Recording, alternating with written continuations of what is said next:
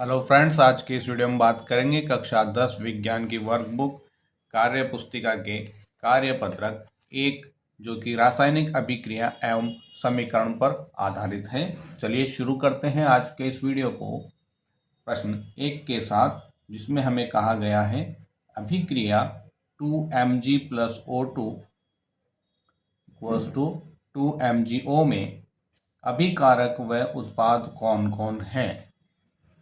हमें इस अभिक्रिया में अभिकारक और उत्पाद के बारे में बताना है।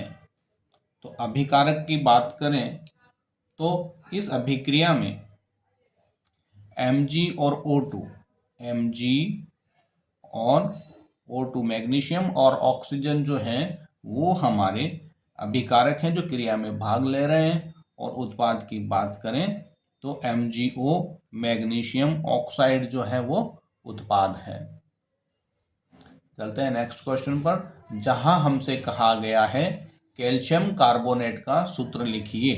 कैल्शियम कार्बोनेट का सूत्र होता है CaCO3। एक बार वापस लिख देता हूँ, CaCO3। यहाँ देखो Ca यानी कि C कैल्शियम के लिए आता है Ca, तो C बड़ा लिखना है और A छोटा लिखना है। फिर कार्बोनेट का C और O दोनों बड़े लिखने हैं, ये जरूर से आप ध्यान दीजिएगा। कैल्शियम कार्बोनेट का सूत्र होता है CaCO3।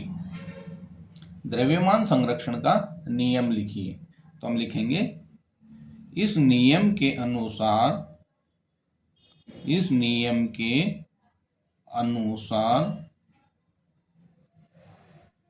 किस अभिक्रिया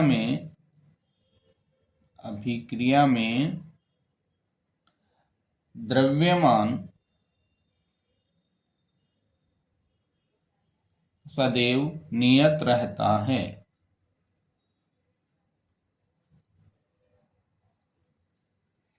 इसका मतलब क्या है दोस्तों?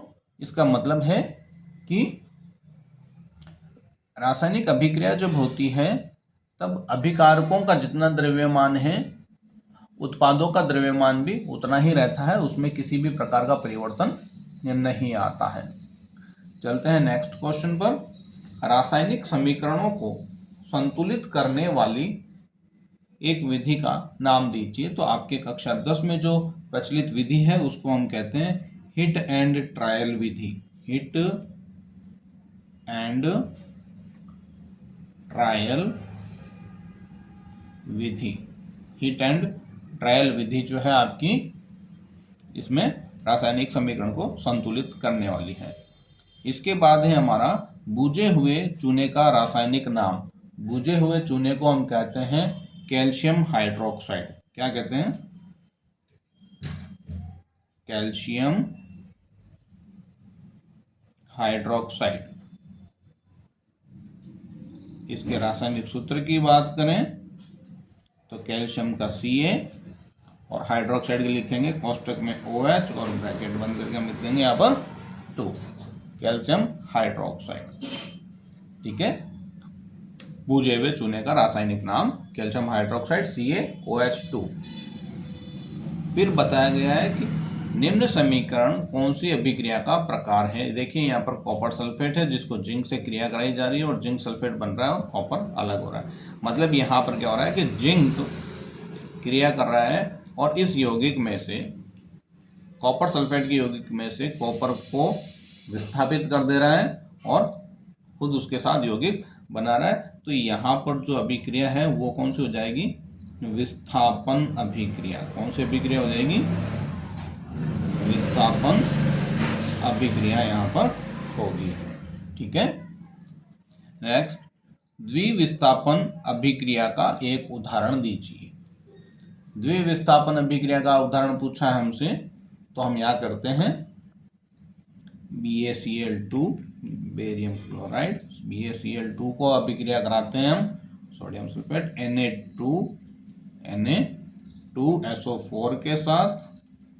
यहाँ पर क्या होगा कि जो Ba है वो यहाँ पर सोडियम को विस्थापित करेगा और बना देगा BaSO4 BaSO4 बनाएगा और यहाँ का Cl2 और Na2 मिल करके बना देगा क्या हमारा 2NaCl, 2NaCl 2 सोडियम क्लोराइड बना देगा। ठीक है, तो ये हमारा द्विविस्थापन अभिक्रिया को दर्शाने वाला समीकरण हो गया कि ये यहाँ विस्थापित हुआ और ये यहाँ पर विस्थापित हुआ। ठीक है, इसने इसको विस्थापित किया और ये आपस में यौगिक बदल गए।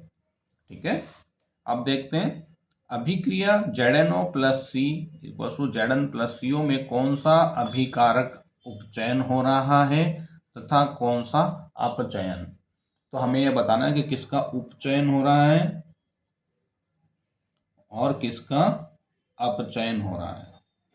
तो उपचयन किसका हो रहा है, इसमें उपचयन हो रहा है कार्बन का, कार्बन के साथ ऑक्सीजन आकर के जुड़ रही है तो ये कार्बन का क्या हो गया, उपचयन हो गया। और यहाँ हम देखें तो ZnO में से ऑक्सीजन निकल रही है तो ZnO का क्या हो रहा है, अपचयन हो रहा है। ठीक है, हमारा नवा प्रश्न कह रहा है कि CuSO4 कॉपर सल्फेट को Zn जिंक के पात्र में क्यों नहीं रखा जा सकता। क्यों नहीं रख सकते, क्योंकि Zn Cu से अधिक क्रियाशील है। ठीक है, तो क्या कर सकता है यह Cu को विस्थापित कर सकता है। Cu को जो है क्या कर सकता है, CuSO4 में से विस्थापित कर सकता है, इसलिए इसको हम इसमें नहीं रखते हैं। CuSO4 को हम Zn के पात्र में नहीं रखते हैं। ठीक है, प्रश्न संख्या 10 पर चलते हैं। लेड नाइट्रेट को गर्म करने पर भूरे रंग का धुआं उत्सर्जित होता है, यह किस गैस का होता है। लेड नाइट्रेट को गर्म करने पर जो भूरे रंग का धुआं उत्सर्जित होता है वह होता है हाइड्रोजन का। किसका होता है, हाइड्रोजन का। इस प्रकार के प्रश्नों को तैयार करने के लिए आपको जरूरी है कि आप क्या करें, सारे क्रियाकलापों को अच्छे से पढ़ें। ठीक है, मिलते हैं नेक्स्ट वीडियो में कार्यपत्रक 2 के साथ। Thanks for watching.